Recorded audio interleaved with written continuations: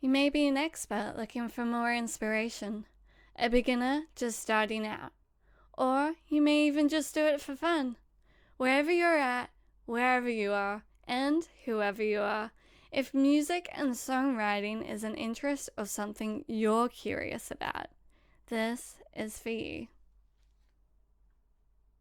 On behalf of S.W.A.Y, I, Nay Resa, will be your host and guide throughout these episodes. S.W.A.Y was designed for beginners to experts, so if you're looking for some more complex songwriting, we will be covering that eventually. But it never hurt to go over some basics either. S.W.A.Y stands for Songwriting and You. It was created by 3 people from 3 different countries, 3 different generations, and 3 different nationalities. Never having had met in person before with different backgrounds and history, but linked by fate with the one goal. A goal to help teach and inspire songwriting for the hopes of raising much needed funds for those being tormented and abused in their own homes. Peru statistics show 1 in 3 women are victims of violence, 27% being from an intimate partner. That's a total of 736 million women worldwide. That's not including child abuse. How are we going to teach you songwriting? One of S.W.A.Y's creators is a past-time ghost songwriter who created 30 top 10 songs that sold over 150 million copies. There was a time they refused to write music again due to trivial little things and people that made them quit the music business. But this time around, they are back to teach every single one of you how to write music the way they learned and wrote their greatest hits. These are their words.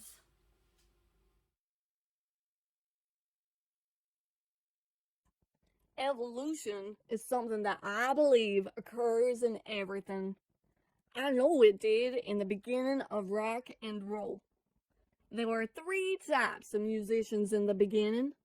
First were the solo artists and bands.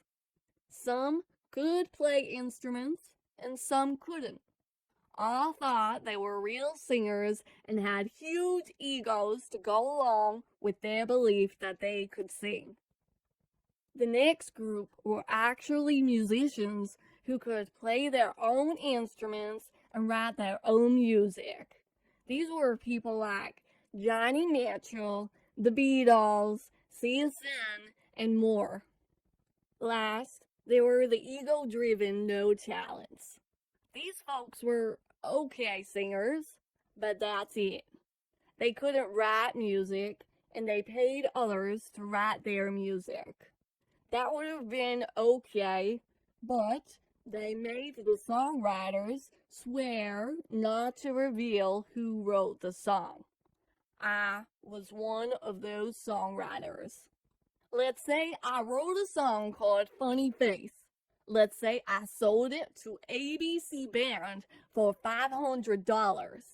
They would buy the song for me, but only if I swore they wrote the song. I knew nothing about copyrights and royalties. $500 was a lot of money in the 1960s. I agreed to keep their secret. Essentially, it was an ego-driven business. As time went on, the songwriters became more important. But in the beginning, songwriters weren't respected nor rewarded well. That's the era I grew up in. So now I'm 70 years old, and the first songs I wrote were over 50 years ago. I'm old school and try to be a person who lives up to what they say they will do. I swore I would never reveal that I was the ghost songwriter for most of the people I wrote songs for. With the exception of a few close friends, I have lived up to that commitment. So, while I may give hints here or there about various supposed songwriters, I'm still not going to go back on my word. So don't ask. At the end of the songwriting lessons, there is going to be a $5 lottery. The winner will have the opportunity to have a record company produce and promote their music. After paying expenses, most of what is made by the lottery and YouTube channel will be donated to various women's shelters for abused women and their children. In order to raise these funds and spread awareness, we need you all to like and subscribe to our YouTube channel.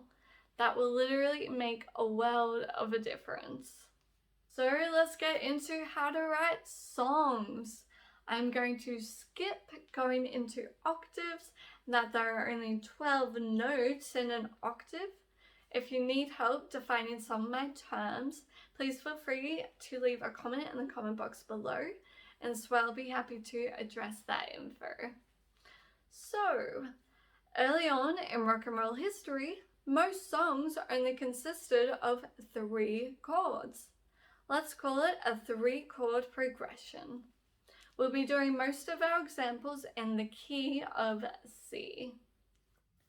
So, the 3-chord progression in the key of C consists of C, F, and G chords.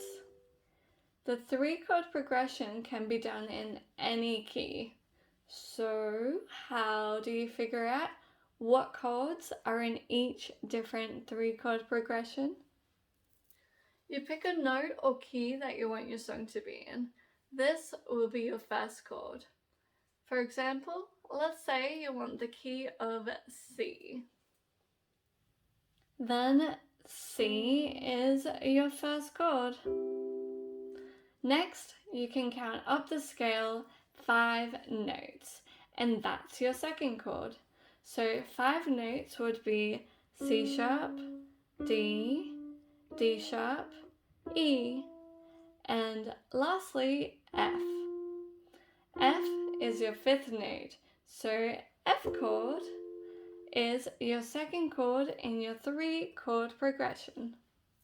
Your last chord is where you move up 2 notes from your second chord.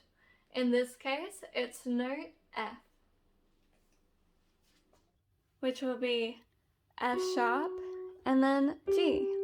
So G will be your last chord in your 3-chord progression in the key of C. To recap, your 3 chords in the key of C are C, F, and G. Another quick example of 3 chords is one in the key of F. 5 notes from F and you get A sharp. Then 2 more notes up and you get C. So the 3-chord progression in the key of F is F, A sharp, and C. One of the most famous 3-chord songs ever written is a song called Wild Thing. By the same writer are the songs You Make My Heart Sing and You Make Everything Groovy. Wild Thing is a song written by Chip Taylor. It's a song that's been used in many famous movies and was a song the crowd would sing in the movie Major League when Charlie Sheen is walking out of the pitcher's area. Wild Thing is one of the most simplest 3-chord songs ever written. Chip Taylor's real name is James Voight and has a famous brother named John Voight, who is an actor who won an Oscar for his role in the movie Midnight Cowboy. John Voight also played in the movie Lara Croft as Angelina Jolie's father, and is actually Angelina Jolie's father in real life. As we are keeping our episodes short and sweet, this is all that we'll be covering for this episode. We do apologize for not going over more songwriting lessons, but we definitely will be going over a lot more in our future episodes to come. Don't forget that at the end of these episodes, we will be holding a lottery, and the lucky winner will get their music published by a record company. Please do also like and subscribe to our channel if you haven't already, so that we can raise those much needed funds for women and children suffering from domestic violence. We look forward to seeing you all at our next tutorial. Cheers!